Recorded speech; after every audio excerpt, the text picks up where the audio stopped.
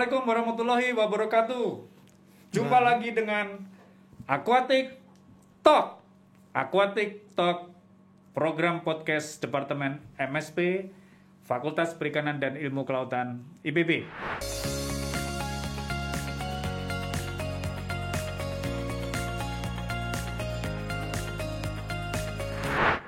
Sobat Aquatic Nusantara, saya Lucky Adrianto, ketemu lagi kita. Kemarin kita sudah ketemu dan kita mendiskusikan program Pasca Sarjana ya. Topik podcast kali ini masih tentang program Pasca Sarjana yang ada di Departemen Manajemen Sumber Daya Perairan, Fakultas Perikanan dan Ilmu Kelautan IPB. Kalau podcast sebelumnya kita bahas, kita kupas tuntas tentang program studi pengelolaan sumber daya pesisir, bagaimana kita mengelola wilayah pesisir kita yang sangat luas ini. Saat ini kita akan mendiskusikan program studi yang kedua yang kita miliki, yang dimiliki oleh Departemen MSP, yaitu sumber daya manajemen atau pengelolaan sumber daya perairan, sering disingkat sebagai program studi SDP, Aquatic Science and Management. Nah, alhamdulillah sudah berkumpul bersama saya di ruang podcast MSP yang indah ini. Dua orang staf pengajar senior di Departemen MSP yang kebetulan saat ini diberi amanah untuk memimpin program studi S2 dan S3 SDB. Saya sapa dulu yang S2 dulu deh ya. Kang Muklis, Assalamualaikum, apa kabar? Waalaikumsalam, alhamdulillah sehat. Alhamdulillah, Mantap selalu. makin ini aja, makin begini. Itu tandanya sehat. Tandanya apa? Tandanya sehat. Oke. Berarti kalau apa ikan itu Mas Muklis kan ahli ikan nih, ichthyoologist. Kalau ikan tuh kira-kira senang dimirip-miripin ikan apa? Mungkin Jadi ya. ikan itu kan ada yang namanya suka diukur dari faktor kondisi. Faktor kegemukan atau kerampingan. Yes. Nah itu saya tuh termasuk yang faktor kondisinya tuh lebih dari 3. jadi gitu ya Mas ya. Baik, tapi sehat-sehat Mas ya. Semangat Iya, Mas ya. sehat. Makasih Kang Muklis. Dr. Muhammad Muklis Kamal adalah Ketua Program Studi S2 SDP. Beliau seorang ichthyoologist, seorang ahli ikan yang menyelesaikan program S3-nya di Jerman ya, di Eropa.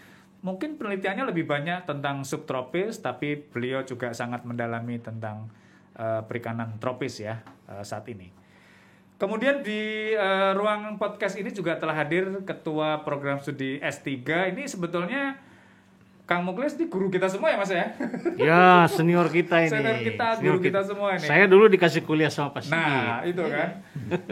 Pak Sigit Aryadi, Dr. Sigit Aryadi, selamat berjumpa Pak. Terima kasih. Assalamualaikum Pak, gimana? Waalaikumsalam. Alhamdulillah. Terima kasih sudah bisa ikut di sini. Saya dengar baru pulang dari Malang, Mas Sigit? Surabaya. Oh, Surabaya. Ya, Oke. Jadi mudik terlambat. Makasih Pak Sigit sudah bergabung di ruang podcast ini. Teman-teman sekalian, kita bicara sumber daya perairan, itu pasti yang ada di kepala kita adalah sumber daya air. Pasti air dong. Masa sumber daya perairan nggak ada air ya? Kang Muklis, Pak Sigit ya. Tapi di MSP atau di program studi pengelolaan sumber daya perairan ini, kita nggak ngomong soal air saja, tapi juga ekosistem perairannya dan termasuk di dalam-dalamnya gitu. Kita tahu kan ikan kita luar biasa banyak, problematika perairan kita juga luar biasa. Perairan kita mulai dari yang di air tawar ya, danau, sungai, waduk yang buatan manusia, sampai ke perairan laut itu pasti banyak problematika.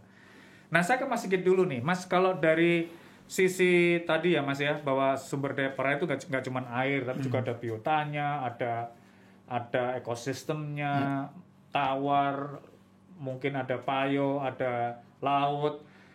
Belum kemudian terkait dengan manusia yang ada di situ ya, di danau juga banyak orang yang nangkep ikan gitu Mas ya, misalnya di sungai, apalagi di Dayak, di Kalimantan Tengah saya tahu setiap anak sungai itu ada yang tanda kutip memiliki itu Mas ya, mengelola ya suku-suku Dayak itu.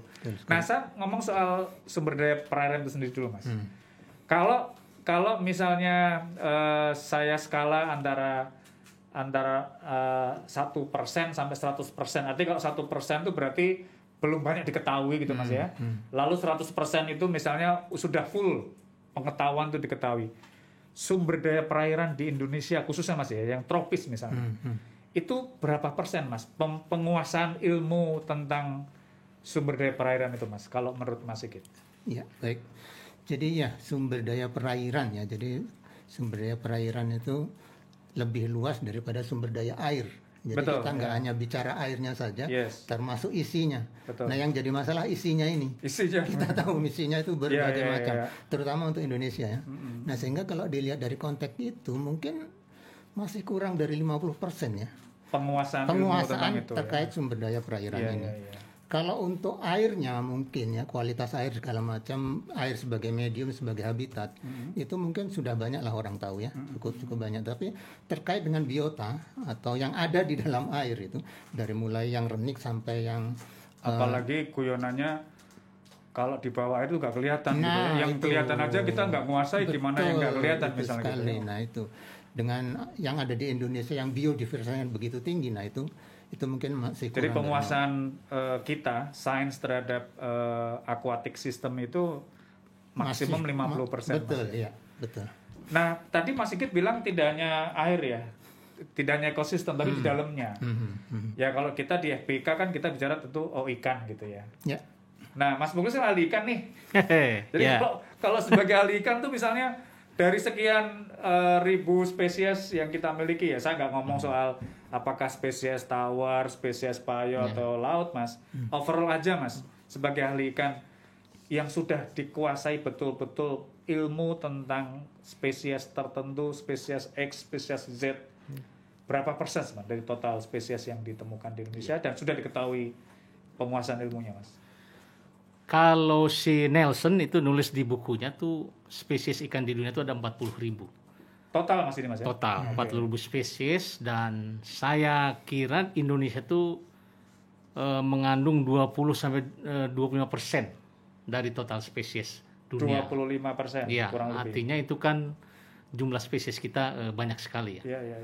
Nah, kalau bicara skala tadi yang ditanyakan Pak Luki ya, itu sebenarnya kalau dari sisi taksonomi kita mengenal nama segala macam itu sudah ada peletak dasarnya itu, namanya kalau kita lihat buku Weber dan Beaufort sejak kita dijajah Belanda ya, itu sudah tahu banyak ya. Tapi kalau kita sekarang ingin melihat lebih dalam lagi, banyak hal yang belum kita ketahui, terutama dari sisi sel, genetik, apa segala macam. Karena ternyata kalau dulu kan mengidentifikasi itu pakai morfologi lah. Sekarang udah sampai kepada menggunakan DNA barcoding yang jauh lebih canggih, sehingga ternyata banyak spesies-spesies baru, bahkan spesies yang sudah kita kasih nama pun ternyata perlu direvisi gitu. Tetapi saya cuma ngebayangin ya Mas Sigit, Pak Muklis, Mas Muklis. Kan kita dulu mengenal bahwa kita bisa belajar sejarah kan banyak ilmuwan-ilmuwan juga ya dari Belanda misalnya atau terutama Belanda yang kita tahu itu kan mendalami tentang tropis di Indonesia 1700 setelah 1800 jadi Mas Muklis Weber. Itu pun dari sejak 1700-an katakanlah ya sampai sekarang state of the art science itu tadi ya 50% maksimum 20% gitu Mas. Betapa luar biasa gap-nya ya. Berarti artinya Indonesia ini belum banyak kita ketahui contoh aja nih, contoh sekitar tahun sebelum 50-an itu ada survei tentang keanekaragaman ikan di Sungai Ciliwung ya. Nah itu kalau kita periksa lagi, ternyata dari yang ada itu mungkin tinggal 30% yang tersisa. 30% yang tersisa. Dari misalnya sudah teridentifikasi Sungai Ciliwung kan kaya, ada 100 spesies. Misalnya. Nah, kalau kita cari sekarang paling 25 tinggal 30. Hilang karena mungkin hilang sebelum kita ketahui atau itu menarik ya. Hilang sebelum kita ketahui. Jadi kita gap. Artinya body of knowledge yang sebelum kita ketahui betul udah nggak ada. Iya, itu dia. Itu juga challenge dari sebuah ilmu pengelolaan sumber daya perairan. Belum lagi kalau kita berangkat ke ternyata Indonesia itu mengandung banyak spesies endemik. Betul. Kayak di Papua itu rata-rata 10 sampai 15 spesies baru ikan itu ditemukan begitu. Dan ke depan itu akan lebih banyak lagi begitu. Ya, saya kira dalam konteks yang mungkin teman-teman sobat akuatik ya, kita tahu bahwa Indonesia kan terkenal sebagai the mega biodiversity ya in the world ya. Kalau di terestrial mungkin Brasil gitu ya. Tapi kalau di aquatic biodiversity kan kita saya kira the largest gitu. Itu Mas Muklis dan Pak Sigit tadi memperkirakan 50-25%. Saya kira masih banyak gap ya yang harus diisi oleh keilmuan kita. Nah, dari situ saya masuk ke pertanyaan berikutnya. Dengan demikian, program studi SDP yang ada di MSP pasti diamanahkan IPB untuk menjawab itu ya Mas ya. Menjawab gap tadi kira-kira. Bagaimana supaya apa yang tadi disampaikan Pak Muklis, Pak Sigit bisa terjawab. Nah, to the point kepada itu, kompetensi SDM yang menurut program studi dulu ya. Penting. Itu kompetensi yang kayak apa? Yang kira-kira bisa dihasilkan oleh sebuah program studi seperti SDP. Nah, karena ini S2, S3 itu kan urut dulu, S2 dulu baru S3 Mas ya. Nah, Mas Muklis dulu nih. Jadi kompetensi SDM di bidang pengelolaan sumber daya perairan yang menurut program studi itu harus ada itu kompetensi SDM seperti apa Mas? Khususnya di level S2 ya Mas ya. Itu seperti apa Mas? Ya, kalau kita lihat leveling ya, mulai dari sarjana, kemudian master sampai doktor, memang di situ ada perbedaannya. Khusus untuk yang master itu kan, kalau S1 kan katakanlah dia cuma mengikuti metode yang sudah ada ya, mengikuti. Tapi kalau S2 itu harus mulai mengembangkan metode. Nah, terkait dengan kompetensi, tentu saja SDP level magister ini harus mampu mencetak sumber daya manusia yang unggul untuk mengelola sumber daya perairan, yang mana di situ tidak hanya dibekali untuk katakanlah mengidentifikasi, tetapi juga mampu menghadirkan solusi-solusi terhadap pemecahan masalah. Hanya saja memang kalau S2 ini fokus kepada pemecahan masalah, dan dia harus katakanlah tidak sampai harus kepada mengelola suatu riset yang lebih besar. Jadi sampai di sana sebenarnya kompetensinya. Dan ini kalau dikaitkan dengan kebutuhan SDM, pengelolaan sumber daya perairan yang ada di Indonesia, yang Indonesia ini potensi perairannya luar biasa, kemudian juga biota akuatik yang ada di dalam juga luar biasa. Ini sangat diperlukan. Dan dari sisi kuantitas ini masih sangat kurang begitu. Jadi kompetensi di sini kembali kepada kompetensi adalah mereka-mereka yang mampu mengelola sumber daya perairan, baik itu perairan tawar, laut maupun estuari ya, dengan mengedepankan apa di situ konservasi, daya dukung lingkungan, kemudian keberlanjutan ekosistem dan sebagainya. Ya, artinya kalau dalam konteks bahasa sederhana, kompetensi S2 SDP adalah bagaimana berbasis sains ilmu perairan itu mampu mengatasi problem atau mengidentifikasi solusi untuk pemecahan terhadap problematika pengelolaan sumber daya perairan gitu Mas ya. Jadi misalnya kalau dia harus katakanlah ada kematian ikan di Teluk Jakarta, misalnya itu. Betul. Jadi bagaimana seorang SDP dalam hal ini? Dia harus tahu karakteristik perairan, kemudian apa yang menyebabkan terjadinya kematian itu, kemudian solusi apa yang bisa ditawarkan dalam konteks science-based management ya. Dalam konteks science-based management artinya dia go deeper untuk melihat mungkin jenis-jenis alga yang beracunnya, kemudian jenis-jenis ikan yang terpengaruh sistem respirasinya segala macam. Seperti itu. Baik. Mas Sigit, S3 sering bukan sering ya, memang kalau dalam konteks pendidikan kan dia tertinggi ya Mas ya. Artinya levelingnya adalah tingkat pendidikan tertinggi itu ya S3. Nah, menambahkan tadi S2 kompetensi yang Mas Muklis sampaikan, kalau di S3 Mas, konkretnya khususnya di PB ini yang Mas Sigit kelola, dengan tadi ya problematika dan gap pertanyaan yang masih banyak itu, kompetensi S3 yang seperti apa yang Mas Sigit kelola sekarang? Ya, jadi pada dasarnya sih sebenarnya karena namanya pengelolaan sumber daya perairan, jadi intinya kan sebagai alumni baik itu S1, S2, S3, itu kita kan harus mampu melihat kondisi perairan sebagai dasar untuk mengelola. Nah, mengapa perlu dikelola? Karena memang pengelolaan itu pada dasarnya kan pemanfaatan. Ya. Nah, supaya pemanfaatan itu berlanjut, maka harus dikelola. Betul. Nah, dikelola itu dalam arti adalah bahwa tidak bisa kita memanfaatkannya semaksimal mungkin begitu. Nah, sehingga dengan pengelolaan itu diharapkan pemanfaatannya berlanjut terus begitu ya. Nah, karena itu maka untuk S3 selain pengetahuan yang harus diketahui pada saat S2, maka dia juga dituntut untuk bisa mengembangkan pengetahuannya itu untuk pengelolaan yang lebih paripurna gitu. Jadi katakanlah mimpi saya itu seorang alumni S3 SDP itu bisa mengelola suatu waduk atau danau untuk seluruh kegiatan yang kita perlukan gitu. Dengan mulai dari identifikasi katakanlah ekosistem kayak apa, di dalamnya kayak apa, problemnya kayak apa, tujuan mau seperti apa, dia bisa kira-kira statusnya sekarang seperti apa, pengembangannya nanti seperti apa, kemudian supaya bisa dimanfaatkan secara berlanjut. Baik. Kira-kira seperti itu. Artinya memang seorang S3 di SDP tidak hanya sains dalam perspektif keilmuan yang kita tahu ya Mas Muklis, Mas Pasigit, aquatic science itu, tapi juga ada manajemen skill ya setidaknya terkait dengan ekosistem. Karena kan kita kan judulnya pengelolaan sumber daya perairan. Jadi manajemen skill itu didasarkan atau dilandasi oleh aquatic science itu ya Mas ya. Apakah itu terkait dengan tadi ichthyology sains tentang perikanan ikan ya, atau sains tentang sumber daya air, atau sains tentang ekosistem perairan, kesehatan ekosistem perairan gitu ya Mas Sigit ya.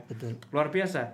Nah, saya sebagai host ini lalu bisa menduga lah mandat SDP itu ya tadi gitu Mas ya, dengan aquatic science lalu bisa memanage setidaknya kalau S2 itu analitik gitu Mas ya, lalu ada solusi lah gitu. Kalau di S3 tadi istilah Mas Sigit paripurna, bagaimana bisa sampai kepada quote and quote proposal atau senario pengelolaan berbasis pada problem yang ada. Betul.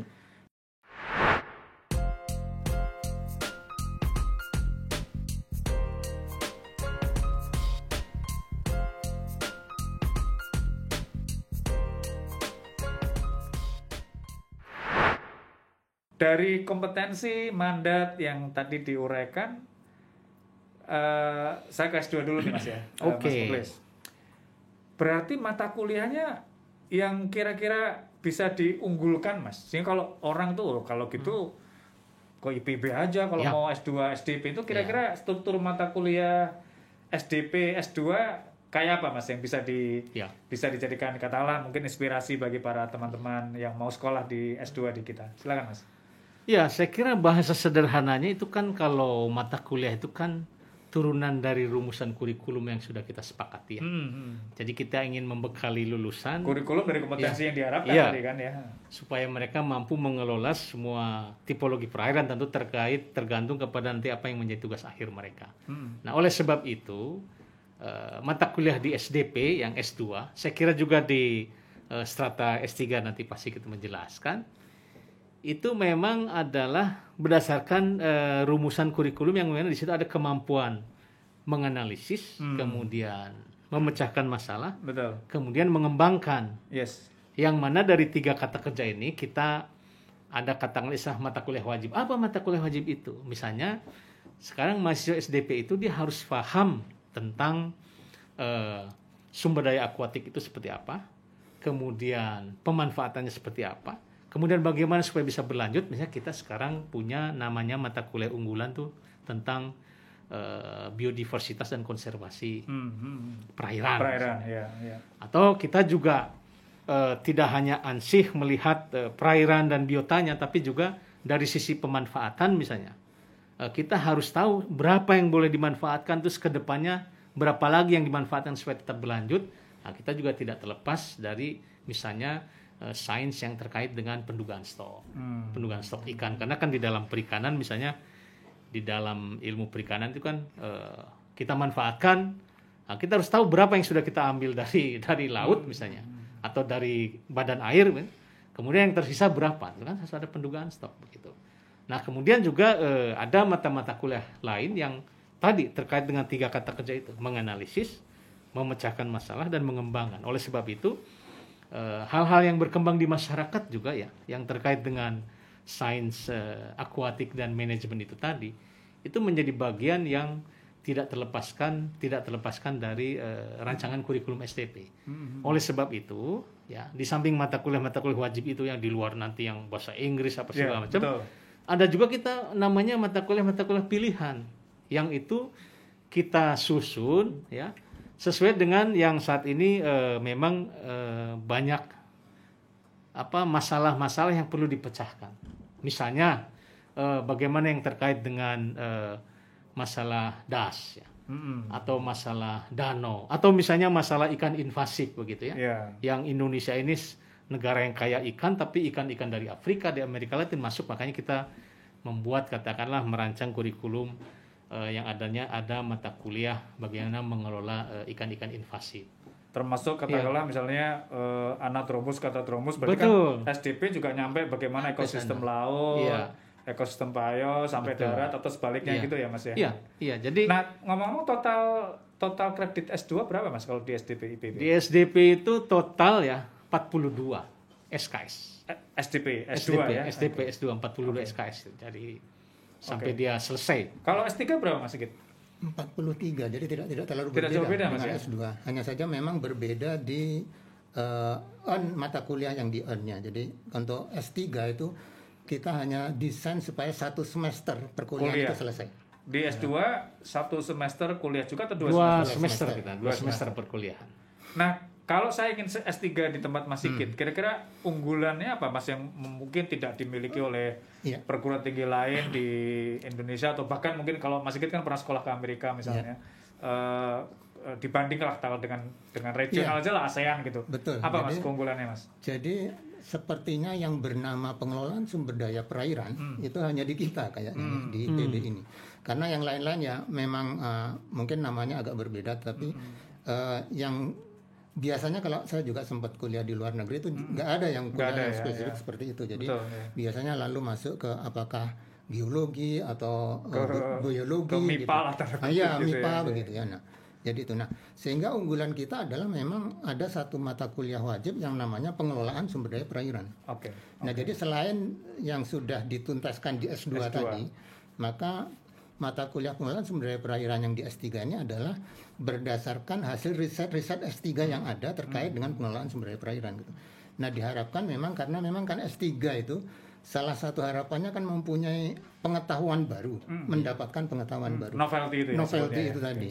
Nah, sehingga dengan mengeksplor yang sudah diriset sebelumnya, diharapkan akan ketemu lagi pengetahuan baru, terutama terkait dengan spesies di Indonesia yang sangat banyak ini gitu. Yang tadi gap-nya masih banyak. Iya, itu dia. Gitu. Nah, sekarang ini kan ada program yang disebut dengan Kampus Merdeka, atau ya lengkapnya apa? Merdeka Belajar, Kampus Merdeka, Merdeka Belajar gitu Mas. Nah, memang katakanlah di IPB juga sudah mulai dilakukan di multistrata ya Mas Sigit ya, tidak hanya di S1. Saya nggak akan kedua-duanya ya, karena waktu podcast kita terbatas. Mas Sigit lah mungkin ya, saya ke Mas Sigit. Kira-kira kalau program S3 atau mewakili S2 juga nggak apa-apa Mas Sigit, dalam arti pasca sarjana lah gitu ya. Kira-kira gimana Mas? Apakah bisa misalnya seorang mahasiswa S3 di IPB atau SDP itu, wah saya ngambil kuliah tentang ilmu cetacean misalnya Mas Muklis ya. Karena saya tahu di cetacean itu ada di misalnya di Jerman gitu, atau di Cina atau di Jepang misalnya. Saya ngambil di sana aja, saya nggak ngambil di IPB. Itu kan prinsip Kampus Merdeka Mas. Betul. Ya. Itu dibolehkan atau gimana Mas Sigit sebagai Kaprodi mencikapi itu Mas? Iya, jadi tadi saya sebutkan bahwa kita perkuliahan paling tidak kita batasi 1 semester. 1 semester. Itu pun tidak semuanya mata kuliah wajib. Ya, jadi masih ada peluang 2 atau 3 mata kuliah pilihan. Nah, disitulah di mata kuliah pilihan itu masih terbuka dimanapun dia ngambil. Asalkan sesuai dengan yang akan dia lakukan sebagai riset disertasinya nanti. Betul. Bagaimana dengan ini Mas? Network kita Mas, karena kan salah satu keunggulan IPB kan network internasional ya. Saya kira itu menjadi salah satu daya tarik, karena kalau kita mempromot bahwa student di SDP itu bisa juga terkoneksi dengan kampus-kampus internasional, saya kira sangat bagus. Mas Muklis saya kira punya banyak cerita tentang itu. Gimana Mas? Jadi terkait dengan Kampus Merdeka ini sebenarnya kita sudah memulai ya, meskipun mungkin waktu itu belum didefinisikan sebagai Merdeka Belajar. Misalnya kita pernah mengirim student ke Jepang karena dia waktu itu risetnya tentang otolit ya. Nah, kemudian waktu itu dia sedang mengikuti perkuliahan semester awal begitu. Tetapi karena risetnya ini relevan dengan apa yang akan dia kerjakan, ya kita upayakan supaya dia bisa berangkat mengikuti pelatihan di Jepang selama 3 bulan. Dan itu difasilitasi oleh program studi kan ya? Program studi memfasilitasinya dalam hal bagaimana supaya dia bisa katakanlah kuliah di sini juga kegiatan akademiknya beres begitu.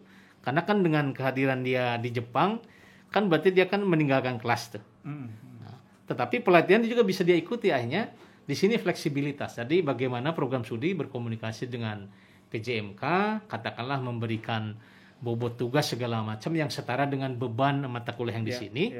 Kemudian mahasiswa bisa ikut karena itu sangat bermanfaat dan itu tidak ada di Indonesia. Dan begitu. tadi kesempatan-kesempatan tadi memang jarang. Karena network kita kan, masih artinya mahasiswa justru kita dorong dengan network yang kita miliki untuk karena misalnya nih ada metode baru yang Anda bisa pelajari di luar negeri.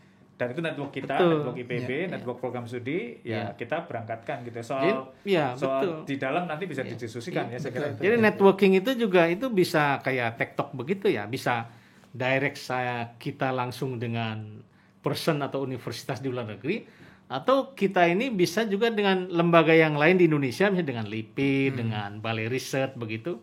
Nah, tapi ada koneksi dengan Australia, dengan Jerman, dengan Prancis. Ya, saya tahu Mas Muklis kan sekarang ini juga selain sebagai saintis, beliau memfasilitasi industri perikanan. Karena perikanan itu kan industri ya Mas ya.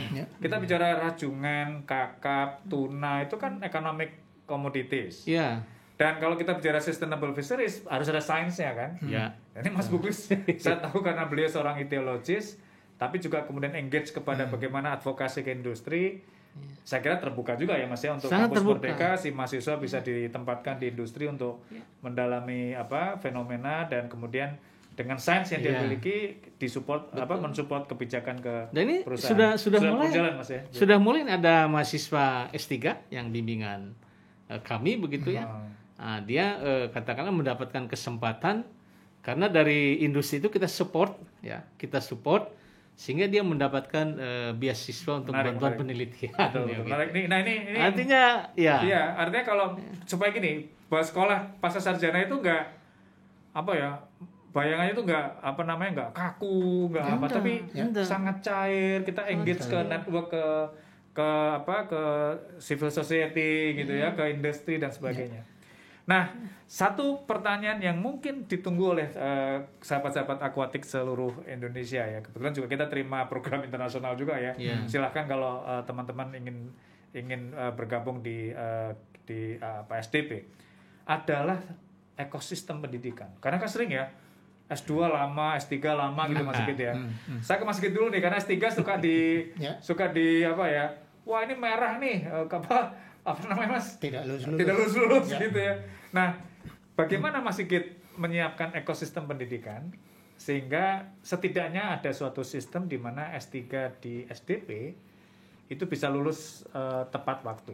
Atau kalau tidak tepat waktu ya tidak terlalu lama seperti yang sering kita alami selama ini. Betul. Jadi memang masalah kita di IPB pada umumnya atau kita di Indonesia bahkan mungkin adalah kalau S3 itu biasanya lama ya.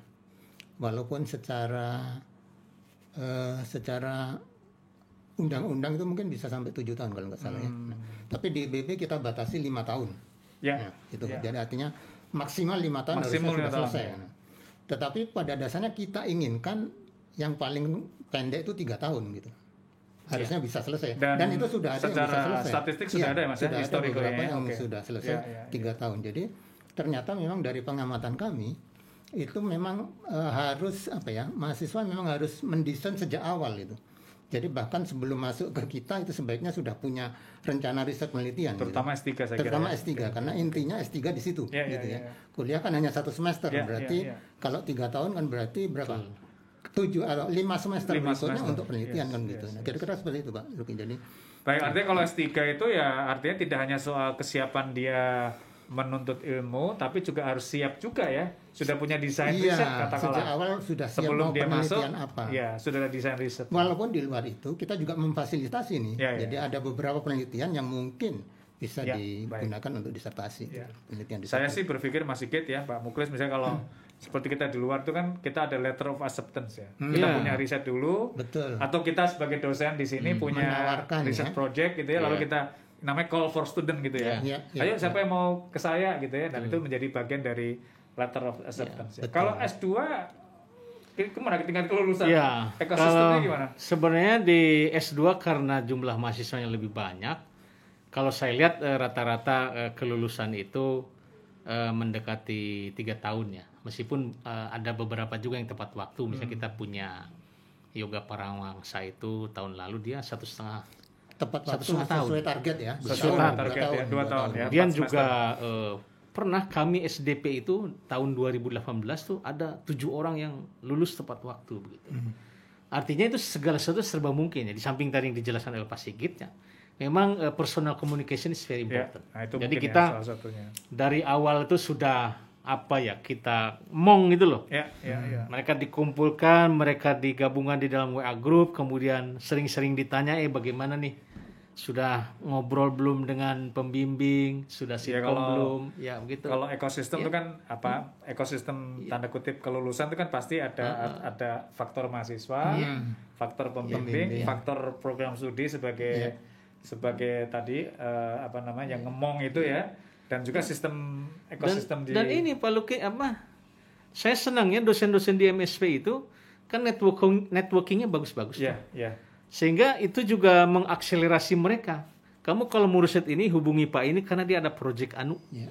Kamu kalau mau riset ini hubungi dan Karena itu punya network ini, punya network itu ya. betul. Jadi ya akhirnya alhamdulillah meskipun belum ideal seperti yang kita inginkan, tapi paling tidak upaya-upaya itu terbukti cukup signifikan di dalam membantu peningkatan. Pernah ada success story gitu nggak? Kira-kira lulusan yang menurut kita itu outstanding gitu ya, kira-kira ada nggak contoh-contoh S2 atau S3? Siapa dulu mau ngasih contoh?